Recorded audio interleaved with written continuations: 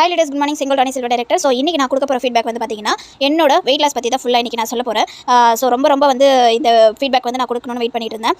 So ஃபுல்லாக வந்து நான் சொல்கிறேன். ஸோ எனக்கு ஆஃப்டர் டெலிவரி வந்து பார்த்தீங்கன்னா வெயிட் வந்து ரொம்ப அதிகமாகிடுச்சு. ஆக்சுவலி என்னோட பிஎம்ஐ வந்து பார்த்தீங்கன்னா 50 தான் இருக்கணும், 50 கேஜஸ் தான் இருக்கணும். எனக்கு வந்து பார்த்தீங்கன்னா ஆஃப்டர் டெலிவரி ஒரு 75 கேஜஸ் வந்து மாறிடுச்சு. ஸோ அதுக்கப்புறமா வந்து எனக்கு வந்து பேபிக்கு ஃபீட் பண்ணுறதுனால வெயிட் வந்து தானாக குறையும், ஃபீட் பண்ணுறதுனால குறையும் அப்படின்னாங்க. ஸோ டயட் எடுத்து பார்த்தேன், காய்கறிகள் அந்த மாதிரிலாம் எடுத்து பார்த்தேன். எனக்கு வந்து வெயிட் வந்து குறைஞ்ச மாதிரி தெரியல. கரெக்டாக நான் வெஸ்டேஜில் ஜாயின் பண்ணுறேன். பாப்பாக்கு 5 மாதம் இருக்கும்போது நான் வெஸ்ட்டில் ஜாயின் பண்ணேன்.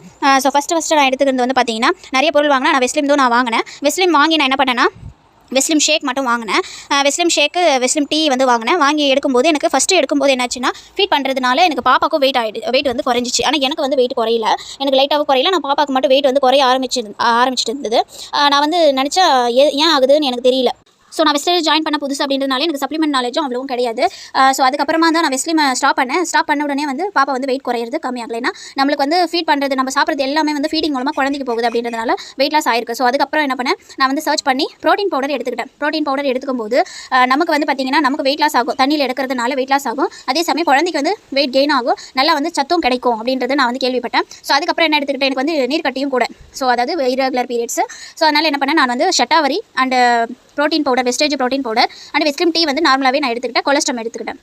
கொலஸ்ட்ரம் வந்து எம்டி ஸ்டமக்கில் எடுத்தேன். ஷட்டாவரி ஆஃப்டர் ஃபுட்டு காலையில் ஒன்று நைட் ஒன்று எடுத்தேன். அதுக்கப்புறம்